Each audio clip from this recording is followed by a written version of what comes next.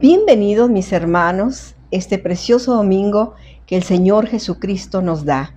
Y como siempre, iniciamos nuestra reunión a las 11 de la mañana y le damos la más cordial bienvenida a estas transmisiones de la Iglesia El Camino de la Fe. Nos sentimos profundamente bendecidos siempre que vamos a hacer algo a favor de nuestro Señor. Nuestro corazón se llena de gozo y de alegría. Y vamos a iniciar con un pasaje de la Escritura y vamos a las páginas del Evangelio de Mateo, capítulo 13, de los versos 1 al 9. Y dice su palabra de la siguiente manera: Y aquel día, saliendo Jesús de casa, se sentó junto a la mar, y se llegaron a él muchas gentes. Y entrándose él en el barco, se sentó, y toda la gente estaba a la ribera. Y les habló muchas cosas por parábolas, diciéndoles: He aquí, el que siembra salió a sembrar. Y sembrando, parte de la siembra cayó junto al camino, y vinieron las aves y la comieron. Y parte cayó en pedregales, donde no tenía mucha tierra, y nació luego, porque no tenía profundidad de tierra.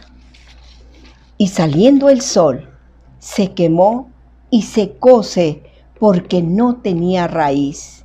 Y parte cayó en espinas, y las espinas crecieron y la ahogaron. Y parte cayó en buena tierra, y dio fruto, cuál a 100, cuál a 70 y cuál a 30. Quien tiene oídos para oír, oiga. Qué preciosos pasajes de la Escritura. No cabe duda que esta mañana el Señor quiere que tengamos una excelente disposición en nuestra vida para poder oír el mensaje de la palabra de Dios. Pero ¿qué le parece si en esta hora, antes de oír el mensaje, usted y yo participamos en un momento de alabanza y de adoración a nuestro Señor Jesucristo? Y esta mañana vamos a cantarle a esa gran fidelidad que Dios ha tenido para con nosotros. En estos tiempos tan difíciles, Dios ha bendecido nuestro trabajo, nuestra economía, el estudio de los muchachos. ¿Cómo no, si Dios ha cuidado de nuestra vida? Y cómo no cantarle al Señor si el Señor es grande, es único, es maravilloso, y no tenemos a un Dios tan grande como Él, que esta mañana podamos exaltarle y bendecirle con todo el corazón y decirle: Señor, tú eres grande. Verdaderamente que en tiempo oportuno Él siempre ha llegado y ha bendecido nuestra vida. Yo sé que tenemos muchas necesidades, pero cuando nosotros adoramos y bendecimos el nombre del Señor, Dios tiene más que darle que nosotros que pedirle. ¿Por qué en esta mañana no le cantamos a esa maravillosa fidelidad que Dios tiene con cada uno de nosotros? Hagámoslo con todo entendimiento y con toda el alma.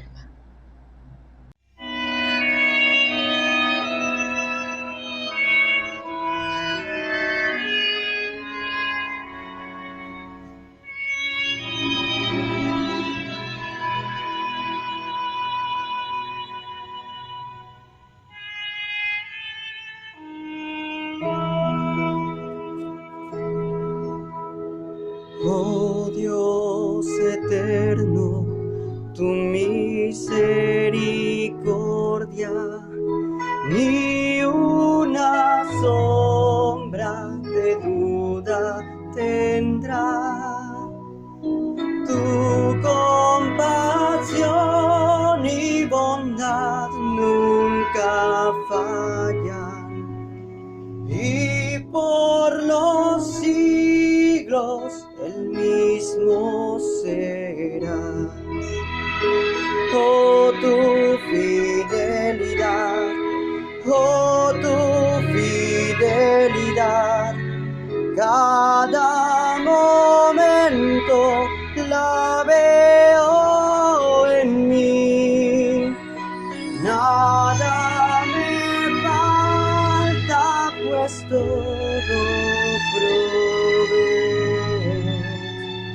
grande Señor es tu fidelidad.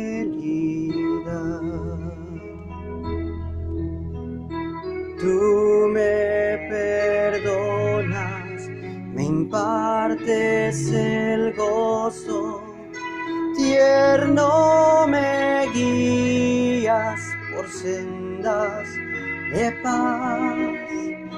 Eres mi fuerza, mi fe, mi reposo, y por los siglos mi Padre serás. Oh, tu fidelidad, oh, tu fidelidad, cada momento la veo en mí. Nada me falta, pues todo provees. Grande Señor es tu fidelidad.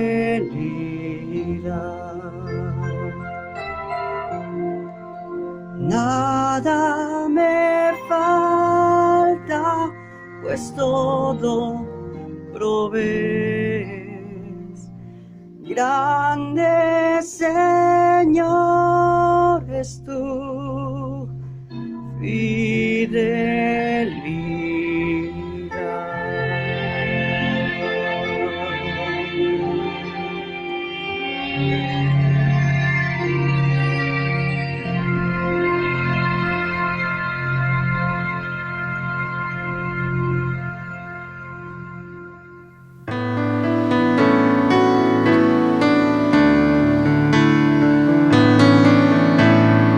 Tu fidelidad es grande,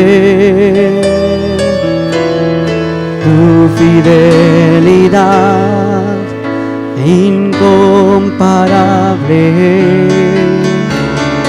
Nadie como tú, bendito Dios. Grande es tu fidelidad. Tu fidelidad es grande. Tu fidelidad incomparable.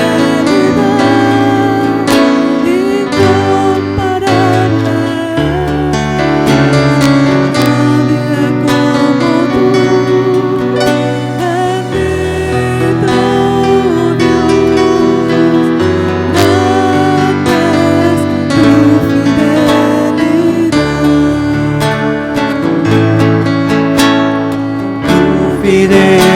Fidelidad es grande, tu fidelidad incomparable. Nadie como tú, bendito Dios. Grande es tu fidelidad. Te entrego hoy, Señor, mi corazón, mi vida y gratitud en adoración, amándote en verdad y confiando en ti. Todo mi ser hoy se humilla a ti. Te entrego hoy, Señor, mi corazón, mi vida y gratitud en adoración, amándote en verdad y confiando en ti. Todo mi ser ti, porque eres digno, digno de alabar, eres digno, digno de adorar, mi Dios, mi Redentor, mi Rey Consolador, eres mi Padre, Dios de amor.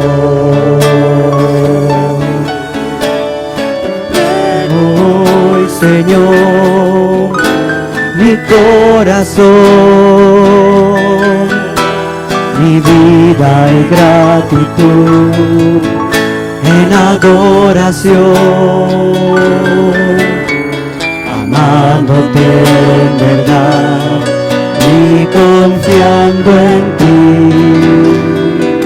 Todo mi ser hoy se humilla a ti, porque eres digno, digno de alabar, eres digno, digno de adorar, mi Dios, mi Redentor, mi Rey Consolador, eres mi Padre, Dios de amor, porque eres digno,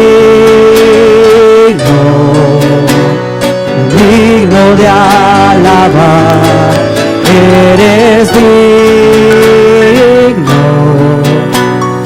digno de adorar, mi Dios, mi Redentor, mi Rey Consolador, eres mi Padre, Dios de amor,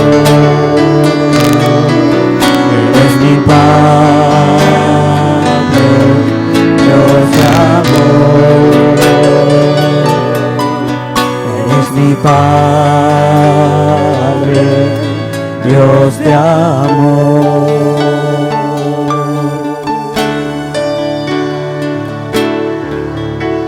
Queremos darte gloria y alabanza, levantando nuestras manos y exaltándote, Señor. Queremos darte gloria y alabanza, levantando nuestras manos y exaltándote, Señor. Grande eres tú, grandes tus milagros son, no hay otro como tú, no hay otro como tú. Grande eres tú, grandes tus milagros son, no hay otro como tú, no hay otro como tú. Queremos darte gloria y alabanza, levantando nuestras manos y exaltándote, Señor. Queremos darte gloria y alabanza, levantando nuestras manos y exaltándote, Señor. Grande eres tú, grandes tus milagros son, no hay otro como tú, no hay otro como tú. Grande eres tú,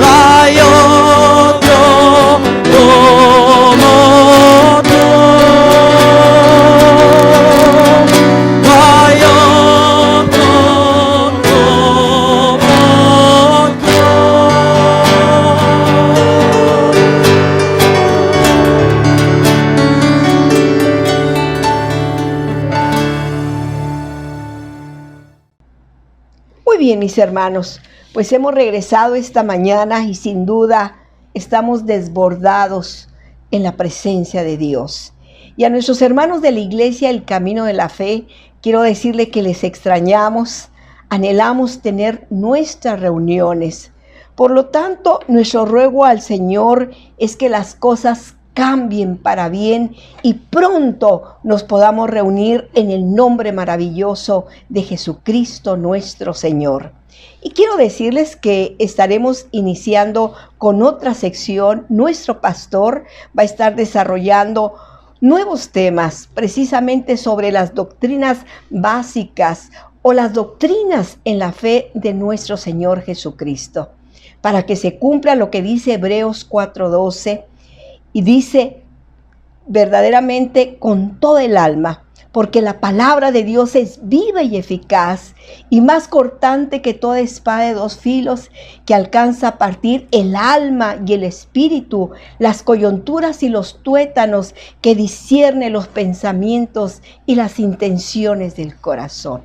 Verdaderamente vamos a orar por este proyecto porque queremos que usted aprenda de la fe preciosa de Jesucristo, el Hijo de Dios.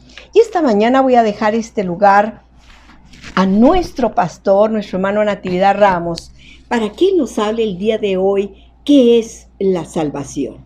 Que el Señor Jesucristo les bendiga. Amén. Gracias, hermana. Gracias a todos ustedes, mis hermanos, que han sido tan generosos en estar con nosotros, en acompañarnos. Verdaderamente agradezco a Dios, primero que nada, que nos haya regalado este día. Un día de vida, es un regalo suyo. Y también la oportunidad de poder participar en expresar, en enseñar estas verdades preciosas que pertenecen a su Hijo amado Jesucristo, no deja de ser otro privilegio sobre privilegio. Así que yo estoy muy contento precisamente por estas cuestiones. Y usted recuerda que hemos estado explicando acerca de, mire, el día de hoy vamos a entrar al tema de la salvación. Y desde que empezamos el tema de qué es el hombre, en realidad enfilamos rumbo hacia este tema de la salvación. Vimos lo que es el hombre, cómo fue creado de tal manera para que tuviera una vida exitosa, excelente, en todos los sentidos. Sin embargo, fracasó, quedó arruinado. Y preguntamos qué había causado semejante ruina. Y la Escritura nos enseña que fue el pecado. Esto nos llevó precisamente a poner nuestra atención en lo que era el pecado.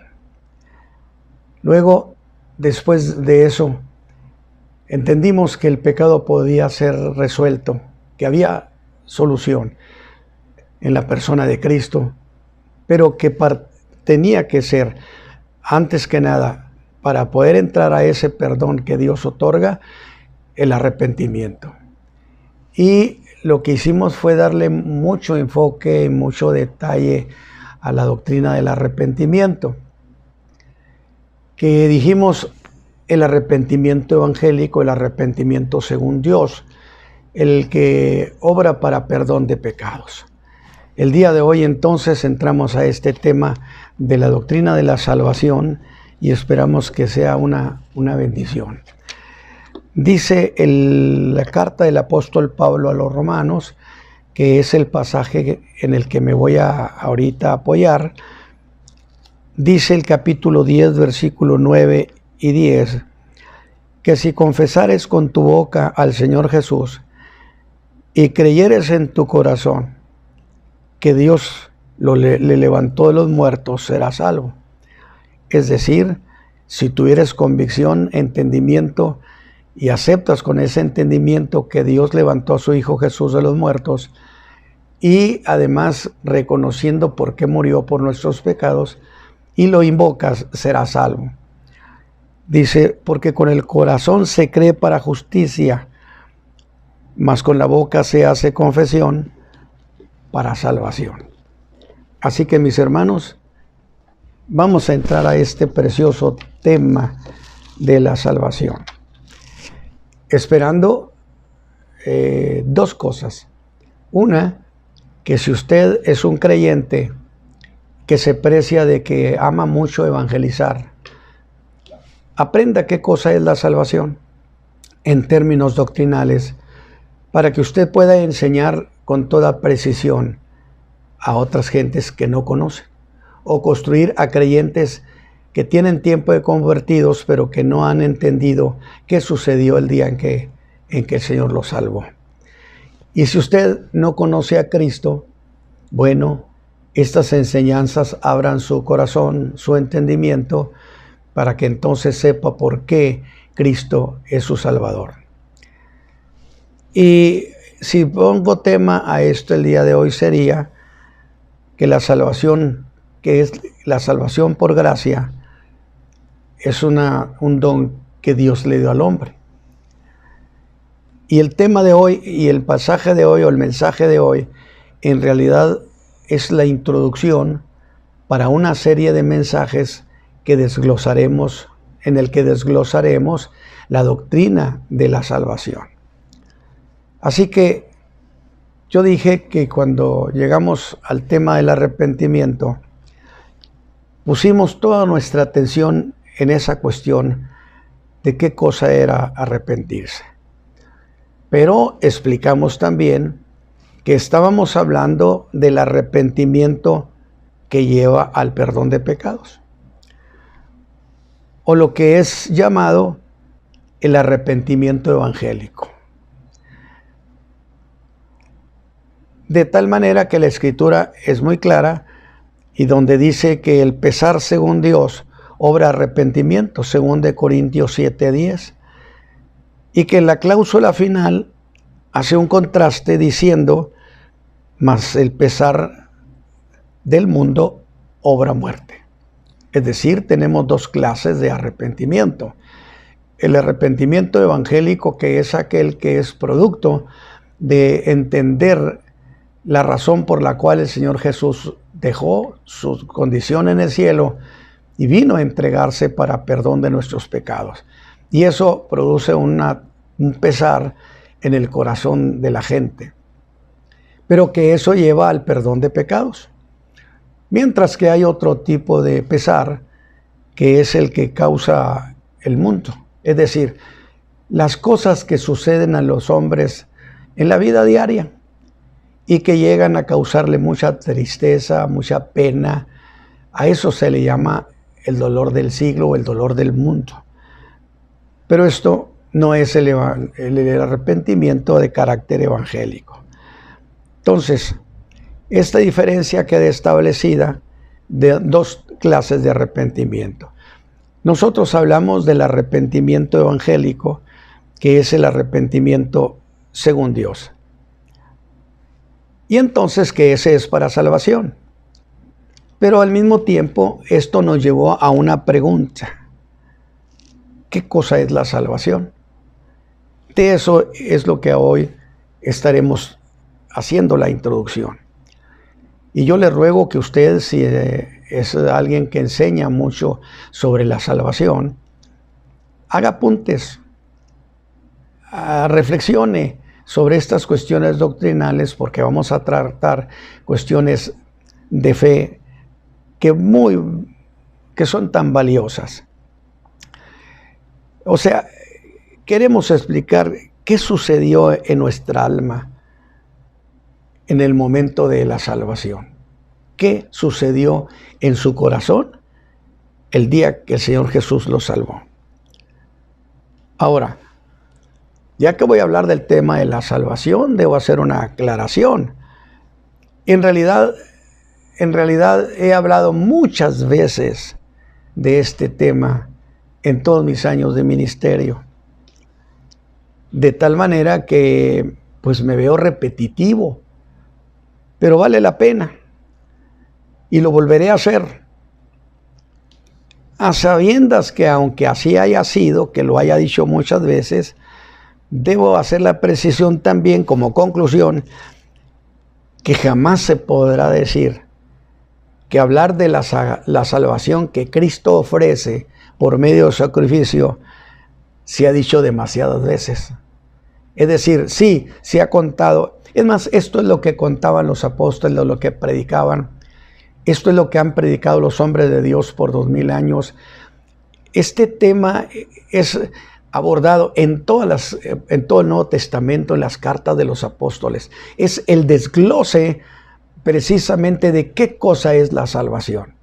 Entonces, con esto usted tiene una idea de la importancia que se le da a este tema. Y es cierto, se ha hablado mucho, lo he dicho, pero aún tengo la seguridad que muchos de los que van a escuchar esto serán ayudados al oír sobre esta cuestión con más precisión, es decir, desglosando, explicando, y yo le garantizo que usted se va a regocijar con esta cuestión. Y voy a decir que considero que hay dos razones por las cuales considero yo muy necesario insistir en este tema, muy necesario. Una de ellas es porque existe un fenómeno eclesiástico contemporáneo, escúcheme bien, porque existe un fenómeno contemporáneo en la iglesia donde muchos afirman que se entregaron a Cristo. Sin embargo, sus vidas no han cambiado. Siguen siendo igual. Lo que hemos llamado esa fe de superficie, donde no son distintos a los no creyentes, incluso su lenguaje sigue siendo vulgar. Un lenguaje que no corresponde a un creyente. Su vida no ha cambiado. No viven diferente a como vivían antes de que, según ellos, el Señor Jesús les hubiera dado su salvación. Es más, se parecen tanto a los no creyentes. Y es cosa muy, en virtud de este fenómeno eclesiástico, esta manera de entender las cosas de la fe, es común oír comentarios como este, que yo no lo veo más que justificantes de la ignorancia sobre la salvación, sobre la fe. Dicen, se entregó a Cristo, pero todavía toma. Que sería, dije, una especie de justificación. Y sería igual a decir, sería como aceptar, bueno, se entregó a Cristo, todavía toma, pero ya es ganancia. Fíjese usted la manera de pensar de esta generación. O bien, bueno, no quería nunca ir a la iglesia, pero ya va a la iglesia, hermano, ya va. Todavía le quedan algunas cosas, ¿sí? Le voy a decir, esa no es la salvación que se predicaba en los apóstoles, que predicaba la iglesia. Eso no es la que la Escritura enseña. Eso no es la salvación. Y no sucede así con los que son salvos por la gracia de Cristo. Es decir, usted ve gente que realmente es convertida a Cristo y no es eso el camino por donde ellos caminan. No sucede así con los que han sido salvos verdaderamente por la gracia de Cristo. Porque la salvación implica ser hecho una nueva criatura. Es categórica la declaración de si alguno está en Cristo, nueva criatura es. Las cosas viejas pasaron, todas son hechas nuevas, todas. Entonces la salvación implica un cambio formal de vida. Y un cambio formal de vida hecho por el poder de Dios. En otras palabras, no es una operación a cargo mío, donde porque tomé cierto curso de conductual, yo fui mejorando y cambiando. La salvación nada tiene que ver con eso. La salvación es una obra sobrenatural del Espíritu de Dios que cambia radicalmente la vida, limpia el alma, le pone otros pensamientos, le da nueva ruta. Nada tiene que ver con la cuestión conductual. Y hemos dicho que muchas veces hemos explicado que la salvación se da o no se da. Y usamos la figura del niño, es decir, el niño nace o no nace. Por lo tanto, lo que antes hacía esa persona ya no lo hace, porque el acto de la salvación, escúcheme bien, no es el acto divino de ir componiendo poco a poco, porque la fe cristiana o la iglesia o la operación de Dios no es un acto de rehabilitación. Dios no rehabilita a nadie, Dios los hace nueva criatura, le da una nueva vida. Esa es la razón fundamental. Debido a esta manera de pensar contemporánea, que se precia de decir, bueno, él ya se va corrigiendo poco a poco, entonces tengo que saltar a la palestra y decir, no, señores, esa no es la salvación. Eso no es lo que la iglesia ha predicado. Pero hay otra razón, a causa de otro fenómeno eclesiástico. Y ese bien lo que le voy a decir, en el cual para llegar a conclusiones sobre cosas de la fe, se recurre a lo que bien podíamos llamar como la fe de opinión. Así le llamo yo, la fe de opinión. ¿Qué cosa es la fe de opinión? Es el clásico, bueno, yo creo a mi manera. Yo interpreto esto de la Escritura así. Esa es mi opinión. Y usted sabe que lo que estoy diciendo es muy cierto. Es un fenómeno contemporáneo, producto inclusive de los conceptos novaerianos, que no voy a entrar a explicar ahorita. Sin embargo, la fe de opinión, es decir, yo creo así y yo creo que tengo derecho a pensar a mi manera. Y entonces el Evangelio de Jesucristo lo piensan a su propia manera y no a la manera de los principios de la fe. Pues esa manera de fe de opinión no deja de ser un antievangelio. La vida de la fe sana es la que se apoya en qué dicen los principios de la palabra de Dios. Usted sabe que ahora dicen yo pienso así y jamás van a decir ¿y qué dice la Escritura? Eso de la revelación inmediata sería, nada tiene que ver con lo que Dios ha establecido. Pero voy a afirmar esta cuestión para usted, que Dios no salva con el error. Es decir, usted dice, bueno, estoy predicando, ese está predicando, tiene algunas cosillas, ¿no?, de que está equivocado, pero ahí va predicando. No, señores, Dios no salva con el error. ¿Qué es lo que Santiago dice en su capítulo 1, versículo 18? Dice, hemos sido renacidos con la palabra de verdad. Es decir, la palabra verdadera, sin mezcla, es la palabra que produce la fe que salva. Desafortunadamente, en este fenómeno eclesiástico, se ha dejado de enseñar a profundidad estas verdades bíblicas. Eso es lo que yo estoy planteando en esta mañana. Y por supuesto, un conocimiento deficiente del que predica, el que enseña y enseña de manera deficiente, produce resultados deficientes. ¿O no está escrito que cada cosa sea según su género y según su especie? Produce resultados deficientes.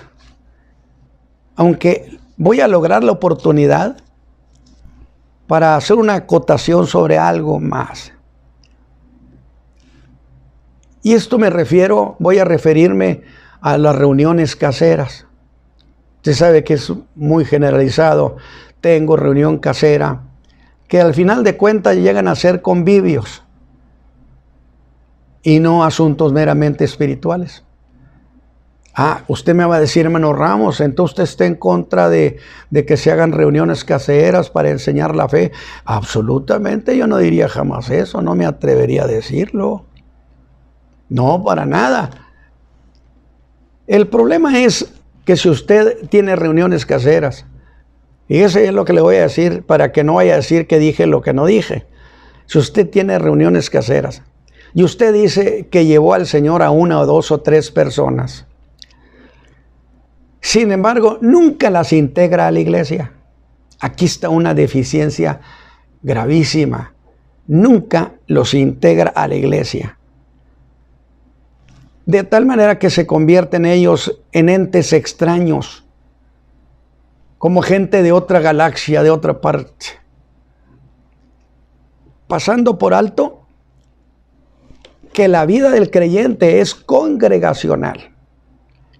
¿O no dice la Escritura, mirad cuán bueno y cuán delicioso es habitar los hermanos, ¿qué? Unidos igualmente, porque ahí envía Jehová bendición y vida eterna? En la vida congregacional, esa persona se identifica con un pueblo, con un cuerpo de Cristo. Sabe que tiene hermanos en la fe. En cambio, cuando no se integra esa gente a la iglesia, incluso pasarán hasta años y para ellos la iglesia será una entidad extraña y aún algo más a quien se debe de evitar. Tendrán fobia por lo que significa iglesia. Y esta ya es una grave deficiencia generacional. Así que, por razón del tema, quiero que usted reflexione con detenimiento, definitivamente. Es decir, estamos diciendo la deficiencia de dejar a una gente, pero déjeme agregarle algo más. Creo que debo agregar algo más, porque es algo que he visto y he vivido. Se convierte supuesto convertido, o vamos a decir realmente convertido. El Señor lo salvó allí en un hogar, en una familia. Nunca se le integra a la iglesia. Por lo tanto, él nunca va a crecer sabiendo que tiene un pueblo. La iglesia será extraña y él será extraño también, mutuamente extraños. Pero luego se comete otro error sobre ese error. ¿En qué sentido? En el sentido de que lo ponen a predicar. Apenas se acaba de convertir y anda predicando. Esto va a causar un problema de desviación de la fe terrible. Porque él puede expresar, usted me va a decir, ¿y qué cosa puede hacer él? Bueno, que dé su testimonio de salvación, pero no que se ponga a predicar y explicar la fe, una fe que no conoce. ¿Ve usted lo que estoy diciendo? Y estos son fenómenos eclesiásticos de esta generación. Nosotros queremos que la gente se construya. Y dice un canto, qué bella historia. ¿Cuál historia? La historia de la salvación. Es muy bella como para ser analizada, explicada, para regocijo de nuestra alma. A través de los siglos, hombres y mujeres de diversas clases sociales, culturales, económicas, han exclamado llenos de júbilo, con lágrimas inclusive, el Señor Jesús me salvó. Y yo digo momento de fiesta en el alma, sin lugar a dudas. Ese recién convertido, fíjese bien lo que le voy a plantear, ese recién convertido no sabrá explicar doctrinalmente lo que le ha sucedido. El Señor lo salvó. Y no podrá explicar, ni usted debe pedirle que explique doctrinalmente qué significa eso de que el Señor lo salvó. Lo único que sí sabrá, y lo debe saber con certeza, es que su vida cambió. Que el Señor lo salvó, que algo pasó en él, que ya no es el mismo. Y entonces yo tengo que sacar una conclusión muy interesante. Ese recién convertido no sabrá más. Es todo lo que sabe, que el Señor lo cambió. De doctrina está en cero. Pero yo digo que por el momento con eso basta. Con el momento con eso basta. Porque sobre esa experiencia de cambio de vida habrá de construirse todo el edificio de su vida cristiana. Todo habrá de construirse sobre la vida cristiana, sobre la salvación. Por eso dije, el tema de la salvación es fundamental, es básico. A grado tal que yo puedo decir, si yo no tengo tema de salvación para predicar, no tengo nada que hacer en el cuerpo de Cristo. Y una iglesia que no predica salvación no tiene sentido de ser. Porque todo el desarrollo de la fe cristiana, de todo el desarrollo de la obra, del diseño divino de enviar a su Hijo, se basaba precisamente en salvar al hombre. Le pusieron hombre porque Él salvará de sus pecados. Salvará a sus hermanos de sus pecados. Entonces, sabiendo que hubo un cambio, que lo que antes quería hoy ya no lo quiere, que lo que antes pensaba hoy ya no lo piensa, reconociendo que algo pasó en él. Ese reconocimiento de que algo pasó en mí y el cambio lo conozco, habrá de convertirse, escúcheme bien, en el argumento irrefutable. Podrán decir lo que quieran, pero no podrán negar que el Señor cambió mi vida. Y yo uso la ilustración porque exactamente eso le pasó a un ciego de Juan 9:25. Que en alguna ocasión en mis mensajes yo lo describí como el ciego que no pidió, pero cómo recibió. Y es cierto, porque esta es una de las sanidades soberanas que el Señor Jesús hizo. Es decir, no pidió que lo sanara. Sencillamente el Señor lo sanó nomás porque quiso. Los otros, muchos, Señor Jesús, que reciba la vista, Señor, quítame la lepra. Pero este no pidió, pero el Señor Jesús quiso. No me diga que eso no es para estar de manteles largos, para disfrutarlo, porque esta es una grande hazaña de la salvación, que lo describí como el ciego que no pidió, pero ¿cómo recibió? El ciego que no pidió, pero ¿cómo agradeció? Porque su agradecimiento estaba sustentado en que algo hizo por mí. Y aún más, el ciego que no pidió, pero con qué audacia defendió a su sanador. Definitivamente, esta es una gran cuestión. Y yo digo, así es el recién convertido. Ese hombre sanado era realmente un arroyo desbordado en tiempo de torrentes. El recién convertido es capaz de levantar en vilo a medio mundo. ¿Con qué? Con su testimonio. Y sobre todo no hay quien lo detenga. Absolutamente. Eso me tocó verlo en la Sierra de Chihuahua allá por los años de 1950. Nadie detenía a esa familia diciendo que Cristo los había salvado.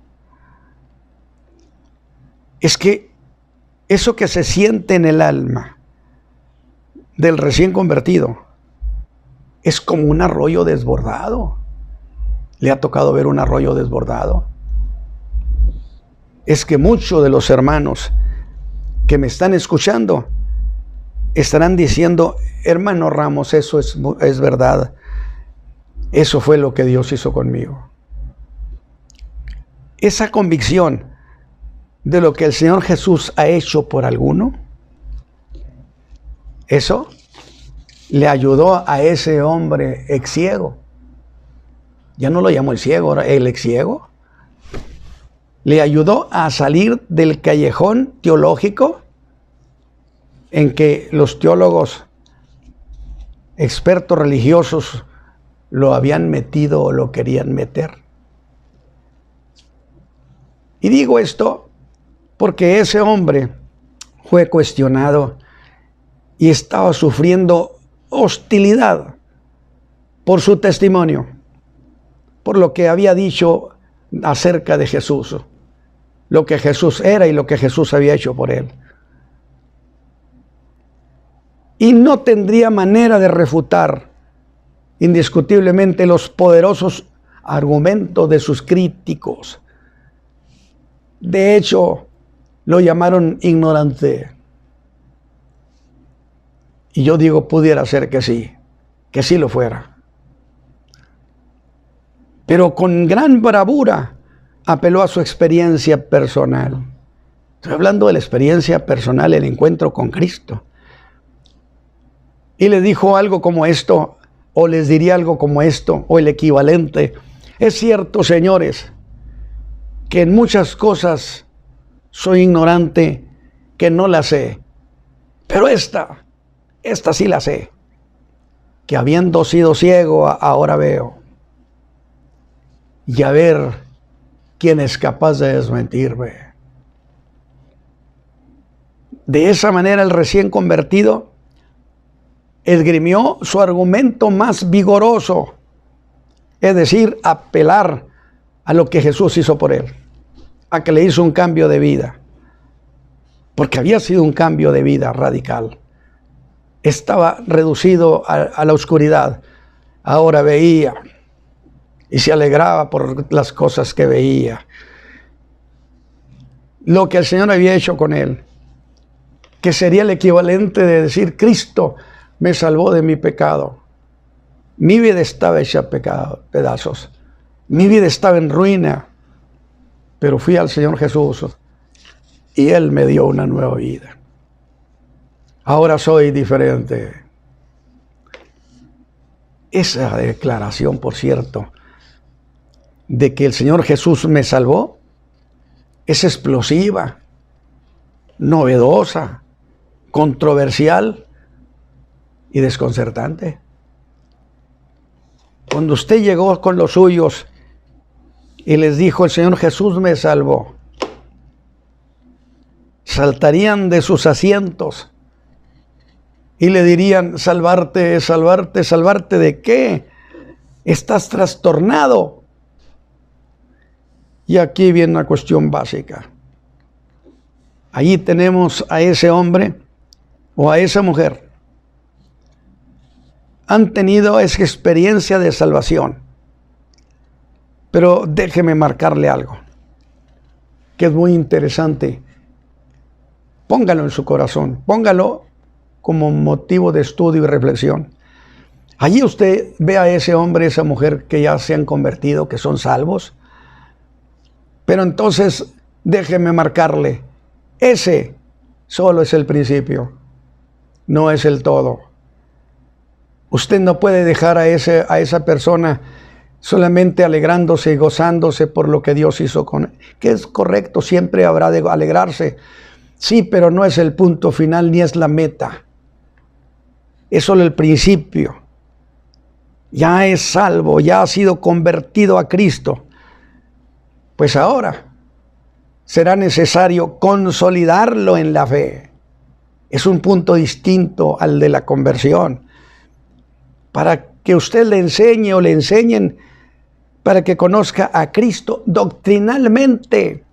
Ya lo conoció en la salvación, ahora conózcalo doctrinalmente. Y cuando usted conoce a Cristo doctrinalmente, se dará cuenta cuál fue el proceso salvador que hizo el Espíritu Santo para hacerlo una nueva criatura. Porque entonces cuando ese creyente empieza a conocer esa fe, empieza a admirar esa preciosa salvación, admirar a la persona del Señor Jesús, hay que enseñarlos para que lleguen a amar esa fe y amen al Señor Jesús. Eso Es otro punto de lo que queremos lograr con nuestras participaciones. Pero que si aún no ha sido salvos, escuche usted qué es la salvación. Y si ya son salvos, aún teniendo años de convertidos, aprendan, se gocen. Y yo digo a mi manera, sáquele brillo a esa historia preciosa. Póngase de manteles largos, alégrese. Yo siempre he dicho que nuestra salvación tiene rancio abolengo, porque pensaron en nuestra salvación desde la misma eternidad y ejecutaron nuestra salvación con total precisión. Y en la medida que vayamos explicando, usted va a ir reconociendo su propia historia. Esa es una cuestión preciosa. Solo que ahora la habrá de conocer a la luz de la doctrina, a la luz de la fe. Y aquí es un punto que quiero marcarle, porque buscamos construir creyentes. Según mi manera de decirlo, creyentes de larga duración. O sea, creyentes que duren años y años y años y su fe no se doble. Que usted los ve el día de hoy gozosos testificando de Cristo. Pues que dentro de 10 o 15, 20 años los vuelve usted a ver todavía emocionados con esa salvación. A eso le llamo yo creyentes de larga duración.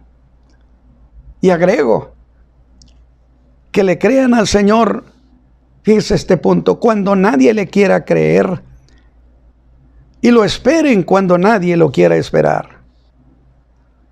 Yo lo que hago es enseñar para que se despejen de ese creer superficial. Echemos para afuera la fe de superficie, lo que otros llaman la fe por encimita. Es conveniente hacer esto para que los que se dicen ser salvos vean con claridad el despliegue de poder que Dios hizo en esa operación el día que usted recibió a Cristo Jesús como su Salvador. Porque la salvación causa impacto, produce un escándalo. El testimonio no es suave, es directo. Es decir, los que han recibido a Cristo hablan con emoción, con grandeza, con seguridad, con certeza. No son titubeantes. Es decir, no hablan entre dientes. Lo que hacen es decir, el Señor Jesús hizo esto conmigo. Son capaces de testificar viéndole los ojos a medio mundo. No es titubeante, porque la doctrina que recibió para salvación no fue una palabra mezclada con ingredientes ajenos. Que ahí es donde yo siempre he dicho, no me gusta que los predicadores estén predicando y contando chiste tras chiste, como si fuera un show. El Señor Jesús es el Señor de señores y es el Rey de reyes. Por lo tanto, se debe predicar con grandeza la palabra. Son ingredientes ajenos a la fe, algunos conceptos que se vierten.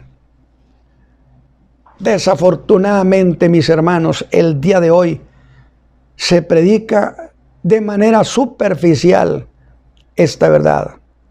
Y vuelvo a decir, si yo no tengo en mis manos el mensaje de la salvación, no tengo nada que estar haciendo. Iglesia que no tiene mensaje de salvación para propagarlo, no tiene razón de ser. Porque todo se basa en que Cristo Jesús vino al mundo para salvar a los pecadores. Esta es la razón fundamental de la existencia de la iglesia y de los predicadores. Son atrevidos para testificar los redimidos. No hablan a medias palabras, como si temieran herir susceptibilidades. Entonces yo digo, si eso es así la salvación, hermano Ramos, pues hablemos de la salvación. Lo voy a hacer por varios programas. Ahorita solamente estoy haciendo una introducción. Hablaré de esto para que los que escuchen por primera vez descubran emocionados la ruta de Dios hacia el perdón de pecados, la ruta de Dios hacia el cambio de vida. Lo primero que puedo decirles es que la salvación es un diseño de Dios. No es algo que el hombre haya producido, diseñado. La salvación es iniciativa estrictamente de Dios. Él nos amó primero. Nosotros no le andábamos buscando, Él nos buscó. Y yo digo incluso, ni siquiera le pedimos que nos diera a su hijo para salvarnos, porque no sabíamos que tenía un hijo, como menos se lo estábamos pidiendo. Entonces la salvación es un diseño, es iniciativa divina, es una obra de ingeniería salvadora. Porque en el Evangelio de Lucas, capítulo 2, verso 21, plantea una cuestión que cuando ese niño, me refiero al Señor Jesús, cuando fue presentado, circuncidado, le pusieron por nombre Jesús. El sacerdote preguntaría, ¿cómo será llamado? La respuesta categórica fue Jesús. Y le puso ese nombre, porque ese nombre había ordenado el ángel que habló con José. Entonces tengo que decir, un momento, el nombre de Jesús es nombre elegido, es nombre escogido, es nombre aceptado. Es un nombre elegido y escogido en el mismo cielo, que lo trajeron a la tierra para registrar ese nombre. Y quedó registro que el Hijo de Dios se llama Jesús. Alabado sea Dios. Maravilloso esta cuestión. Por eso, ahora esto nos lleva a una cuestión muy linda que Pedro la plantea. Que el nombre, por eso el nombre de Jesús, escúchame bien, pesa en los cielos y pesa en la tierra. Porque es nombre que vino de allá, que se registró aquí. Y Jesús es el nombre que da salvación. Pero, ¿por qué llamarlo así? Es que ese nombre significa Salvador. Eso vino del cielo. Eso nombre se lo puso su padre para enviarlo a la tierra. Le puso ese nombre de Salvador y como Salvador lo mandó a la tierra. ¿Entiendes? Su padre tenía un proyecto que hasta en el nombre se descubre: salvar. Entonces, iglesia, predicador que no habla de la salvación, no está hablando de nada. Entonces, si eso fue así, ¿por qué sorprenderse que por 2000 años en todas las naciones muchos han afirmado: el Señor Jesús me salvó, me dio salvación, me dio perdón, me dio nueva vida? Que yo lo digo a mi manera: si su vida está hecha a pedazos, tráigale los pedacitos, Él le da una nueva vida. Y se lo digo con toda confianza. El mismo nombre de Jesús es una idea extraordinaria, entonces nacida en el corazón del Padre. La salvación, entonces, si vino de allá, del trono de Dios, es un asunto oficial. Vea usted lo que le estoy diciendo. La salvación es un asunto oficial. Por lo tanto, ser salvo es una cosa oficial. Y cuando me dieron salvación, hicieron oficial mi salvación. Y cuando el Señor Jesús escaló la cruz del Calvario, la salvación fue un asunto oficial. Y pagó el precio de nuestros pecados oficialmente. ¿No le parece que esto es grandioso? Por eso predicar sobre la salvación no es argumentar para que alguno se haga miembro de alguna iglesia. Predicar la salvación en Cristo Escúchame, es contar la historia que el Hijo de Dios dejó su trono, que se hizo uno de nosotros, que vivió entre nosotros, que sintió lo que sentimos y que entonces voluntariamente se entregó en esa cruz. Consumado está para pagar nuestros pecados. Todo esto es legal. Mi salvación es legal, su salvación es legal. La obra de Cristo es legal ante la justicia divina. ¿Está entendiendo la importancia que tiene la palabra salvación? Es contar la historia. Y aquí estoy pensando que quizá usted me diga, hermano Ramos, pero muchos sin duda ese tiempo se llamarían igual que Jesús, el Joshua. Se llamarían igual. Otros tendrían el mismo nombre. Le voy a decir que tiene usted razón y que sí, indiscutiblemente, es una cosa que puede ser muy cierta. Nada más que hay un problema, que solo a este Jesús, el profeta de Nazaret, el que nació en Belén, solo a él lo enviaron del cielo. Alabado sea Dios. A los demás no les habían mandado nada. A este lo enviaron precisamente a redimir. A eso lo envió el Padre. Pero volvamos. Pues uno de los grandes problemas de este tiempo es el siguiente. Estoy hablando de fenómenos eclesiásticos que reducen la salvación a nada, la minimizan, pierden el sentido. Puede haber lugares donde hay mucha gente reunida, sin embargo poca iglesia. Es decir, si no se predica la salvación, si no se predica sobre el pecado, si no se predica sobre estas verdades, pues puede ser un buen lugar de convivir, de convivencia, pero no se trata de mucha gente, sino mucha gente pero muchos salvos. Y no mucha gente y pocos salvos. Este mensaje reviste solemnidad porque ese mensaje lo diseñaron en la eternidad, en el mismo corazón de Dios. Misterio de la piedad escondido en Dios. Dios le puso nombre a su propio Hijo. Y con ello estaba anunciando lo que iba a ser ese recién nacido. Escúcheme. Aquí hay una cuestión que hay que entender en tema de la salvación. Dios jamás ha hecho nada ocioso, porque Dios no es ocioso. Siempre lo que hace está razonablemente justificado. No se espante con la palabra razonablemente, porque la razón, la única razón es la razón de Dios, porque Dios es la fuente de todo lo razonable, lo verdadero. Entonces no puede predicarse nadie de manera ociosa o indolente a nadie como si fuera a vender un producto, como si fuera mercadotecnia.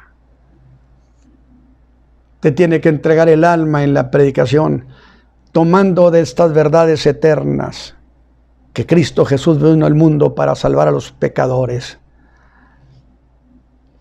No donde solamente alguien levante la mano y ya se dé por hecho que es miembro del cuerpo de Cristo. Ahora, usted me está oyendo y va a decir, hermano Ramos, ¿está diciendo que no hay posibilidad que sean salvos allí?